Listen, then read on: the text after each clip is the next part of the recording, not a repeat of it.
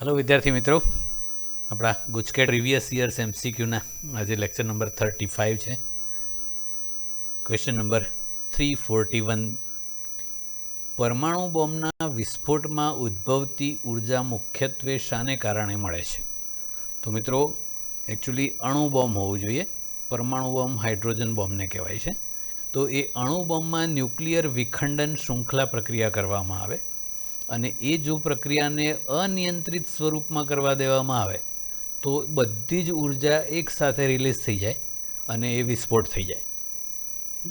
અને એ જ પ્રક્રિયાને જો નિયંત્રિત રીતે કરવામાં આવે તો એ ન્યુક્લિયર રિએક્ટરમાં વિદ્યુત ઉર્જા ઉત્પન્ન કરવા માટે વપરાય। તો અણુ બોમ્બના વિસ્ફોટમાં ન્યુક્લિયર વિખંડન શૃંખલા પ્રક્રિયા થતી હોય પણ અનિયંત્રિત સ્વરૂપમાં હોય છે, એટલે આન્સર સી છે।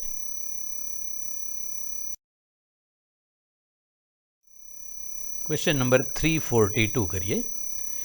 एक नमूनानी रेडियो एक्टिविटी T1 समये I1 અને T2 समये I2 છે। આ નમૂનાનો અર્ધાયુ ટો હાફ હોય તો T2 માઇનસ T1 સમયગાળામાં વિભંજન પામતા ન્યુક્લિયસોની સંખ્યા ખાલી જગ્યાના સમપ્રમાણમાં હોય।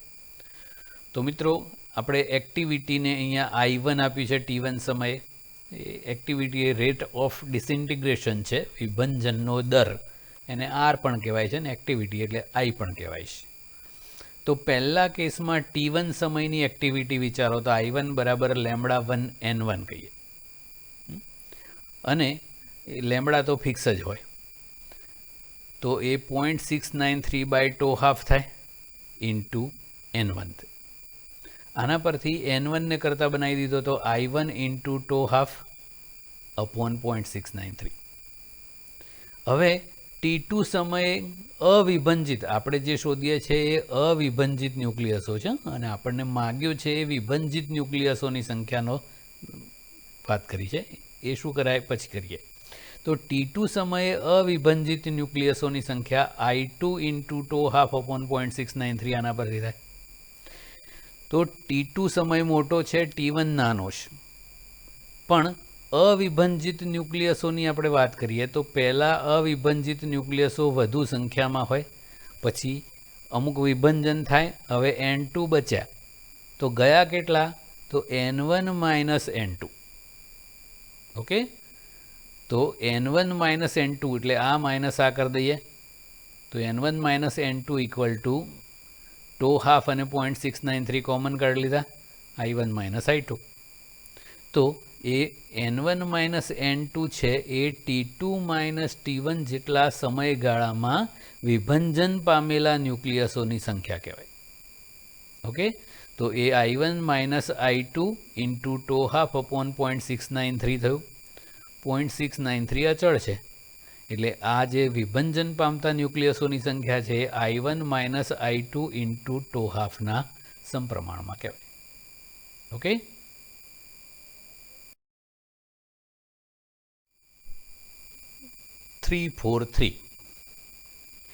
યુરેનિયમ 92-238 ન્યુક્લિયસમાં ન્યુટ્રોનની સંખ્યા ખાલી જગ્યા છે।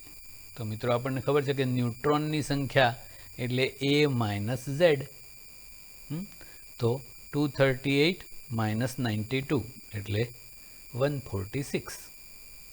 ओके, नेक्स्ट सूर्य में थती प्रोटोन प्रोटोन चक्रीय प्रक्रिया में ऊंचा तापमाने केटला हाइड्रोजन न्यूक्लियस, मित्रों हाइड्रोजन न्यूक्लियस एज प्रोटोन एनु संलयन थवाती हीलियम न्यूक्लियस प्राप्त थशे। तो आ प्रक्रिया याद राखवानी जरूर नहीं, पण सूर्य में जे न्यूक्लियर संलयन प्रक्रिया थाय छे एने प्रोटोन प्रोटोन चक्रीय प्रक्रिया पण कहेवाय छे। तो आ रीते बे प्रोटोन संयोजाय एमांथी एक ड्यूटेरॉन बने छे। ए प्रक्रिया बे वार थाय। आ ड्यूटेरॉन बीजा इलेक्ट्रॉन साथे संयोजाय अने ए गामा विकिरण स्वरूपे रूपांतरित थई जाय। हवे आ प्रक्रिया डबल थई एटले बे वखत 1H2 बन्या अने ए बीजा बे प्रोटोन साथे संयोजाय एटले के आ प्रक्रिया डबल वखत थाय। एटले एक आ प्रक्रिया बे वखत थाय एटले 2 2He3 बने। આ છેલ્લી પ્રક્રિયા છે એ સિંગલ વખત થાય છે. તો 2 2He3 એકબીજા સાથે સંયોજાય, એક 2He4 અને 2 પ્રોટોન પાછા આવે છે. એટલે અલ્ટિમેટલી વિચારો તો આ 1 2 અને 3 પ્રોટોન હતા. 2 વખત એ પ્રક્રિયા થઈ એટલે 6 પ્રોટોન વપરાયા અને 2 પ્રોટોન પાછા આવ્યા. એટલે વાસ્તવમાં 4 જ પ્રોટોન વપરાયા અને એ પ્રોટોન પાછા આવે છે એટલા માટે જ એને પ્રોટોન પ્રોટોન ચક્રીય પ્રક્રિયા કહેવાય છે. તો તમારે ખાલી સિમ્પલ યાદ રાખવાનું છે કે 4 પ્રોટોન વપરાય, એક હિલિયમ ન્યુક્લિયસ બને. ઓકે,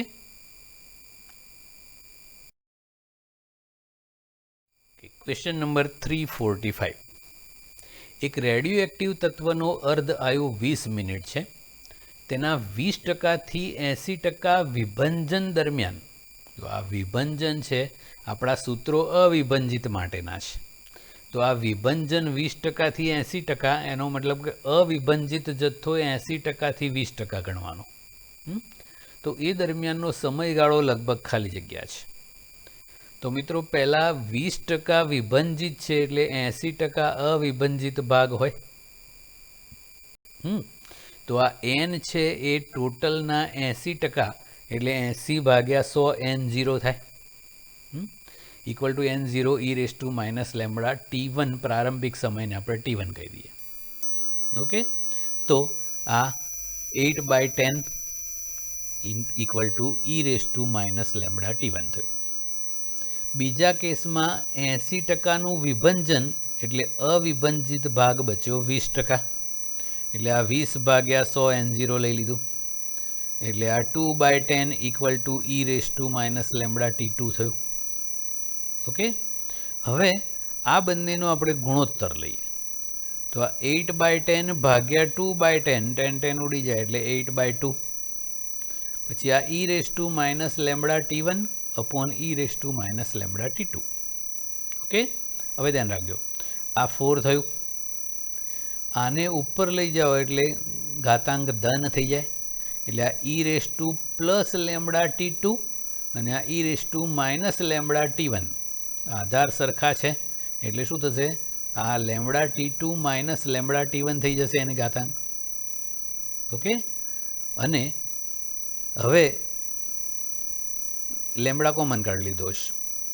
બંને બાજુ ઈ આધારવાળો લોગ લઈ આવે તો આ ln4 ઘાતાંક આગળ આવી જાય એટલે λT2 T1 અને આ ln e એટલે 1 હોય છે. ઓકે, હવે આ ln4 છે એ ln2 કહેવાય, ઘાત આગળ જતી રહે એટલે આ 2 ln2. લેમ્બડાની જગ્યાએ 0.693/2½ લખીએ અને આ T2 T1 છે એ સમયગાળો છે અને આપણે ડેલ્ટા ટી નામ આપી દીધું, જે આપણે શોધવાનું છે. ઓકે, તો આ 2 નો 2, ln2ની કિંમત એટલે કે log2 બેઝ e એની કિંમત છે 0.693 ઇક્વલ ટુ આ 0.693/2½ આપણને આપ્યો છે 20 મિનિટ અને ડેલ્ટા ટી શોધવાનું છે. તો 0.693 ઉડી ગયા, 20 સામે લઈ લો એટલે 40 મિનિટ જવાબ. ઓકે,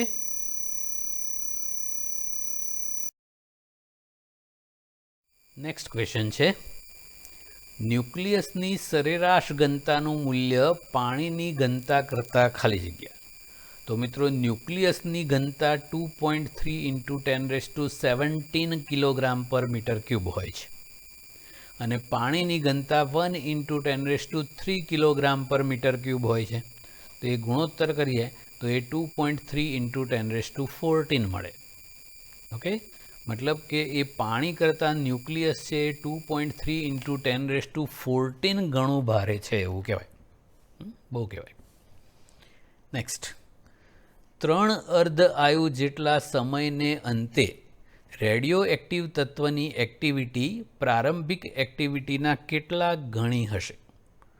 તો મિત્રો અહીંયા સમય આપણને આપ્યો છે 3 અર્ધ આયુ જેટલો, એટલે કે એ t = 3/2 કહેવાય, એટલે n = 3 કહેવાય. હવે આપણને એક્ટિવિટીનું સૂત્ર ખબર છે, I = I0/2n.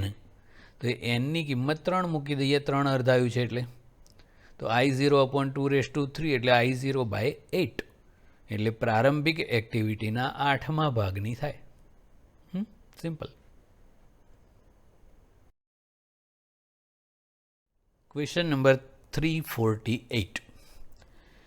આલ્ફા અને બીટા ક્ષય માટે એક રેડિયો એક્ટિવ તત્વના અર્ધ આયુ અનુક્રમે 8 વર્ષ અને 24 વર્ષ હોય તો 12 વર્ષ પછી તેની કુલ એક્ટિવિટી મૂળ એક્ટિવિટીના કેટલા ટકા થશે? તો મિત્રો, જે નમૂનો આલ્ફા અને બીટા એમ બંને કણોનું ઉત્સર્જન કરતો હોય તો એને શાખા વિભંજન કહેવામાં આવે છે.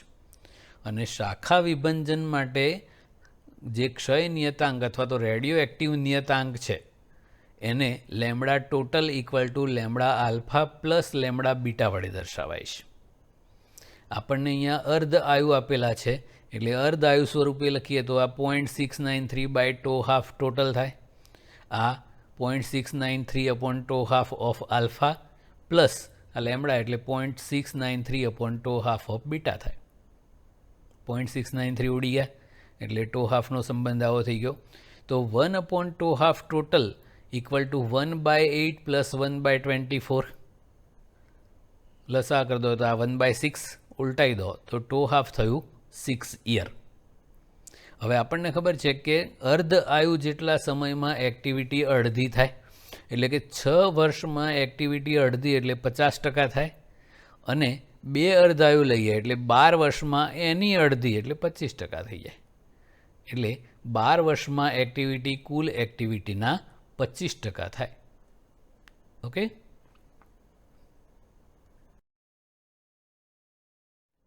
Question number 349. રેડિયો એક્ટિવ રૂપાંતરણ આપણને આપ્યું છે આવું. તો એમાં કયા રેડિયો એક્ટિવ વિકિરણ ક્રમશઃ ઉત્સર્જન પામશે? તો મિત્રો, એક ફંડામેન્ટલ યાદ રાખવાનું કે આવું કોઈ ન્યુક્લિયસ છે XZA, એ આલ્ફા કણના ઉત્સર્જન દ્વારા વિભંજન પામે. એ 2He4 એટલે આલ્ફા કણ. તો એના પરમાણુ ક્રમાંક ઝેડમાં 2 એકમનો ઘટાડો થાય અને પરમાણુ દળાંક એમાં 4 એકમનો ઘટાડો થાય. ઓકે. અને જો કોઈ ન્યુક્લિયસ બીટા કણ ઋણ બીટા કણ એટલે એકચ્યુઅલી ઇલેક્ટ્રોન, તો એ ઋણ બીટા કણ દ્વારા ઉત્સર્જન દ્વારા વિભંજન પામે તો પરમાણુ ક્રમાંક ઝેડમાં 1 એકમનો વધારો થાય, જ્યારે પરમાણુ દળાંક એમાં કોઈ જ ફેરફાર ના થાય. ઓકે. તો અહીંયા જુઓ તો ઝેડમાં 1 એકમનો વધારો થયો, એમાં કોઈ ફેરફાર ના થયો, તો એનો મતલબ કે પહેલાં બીટા માઇનસનું ઉત્સર્જન થયું હોય ઋણ બીટા કણ. ઓકે. પછી જુઓ Z+1માંથી Z-1 થયું, એનો મતલબ ઝેડમાં 2 એકમનો ઘટાડો અને એમાં 4 એકમનો ઘટાડો થયો એટલે આલ્ફા કણ ઉત્સર્જિત થયો હોય. ફરી પાછું ઝેડમાં 2 એકમનો ઘટાડો થયો અને એમાં બીજા 4 એકમનો ઘટાડો થયો એટલે ફરી આલ્ફા કણ. તો પહેલાં બીટા માઇનસનું ઉત્સર્જન થાય અને પછી 2 વખત આલ્ફાનું ઉત્સર્જન થાય. ઓકે.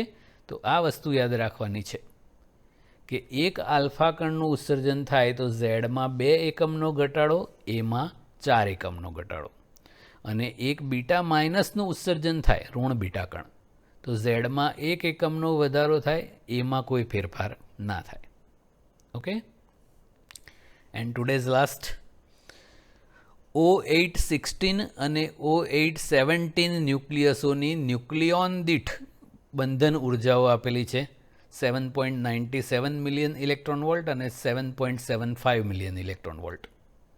તો O817 ન્યુક્લિયસમાંથી એક ન્યુટ્રોનને મુક્ત કરવા જરૂરી ઉર્જાનું મૂલ્ય ખાલી જગ્યા. તો મિત્રો, આ પ્રક્રિયા આ રીતે થઈ કે O817માંથી એક ન્યુટ્રોન 0N1 ઉત્સર્જિત થયો અને O816 બન્યું. હવે O816ની ટોટલ બંધન ઉર્જા કરવી છે. તો આ એક ન્યુક્લિયોન દીઠ બંધન ઉર્જા છે. એવા 16 ન્યુક્લિયોનની કુલ બંધન ઉર્જા કરવી હોય તો એના ગુણ્યા 16 કરી દીધા એટલે આટલું થયું.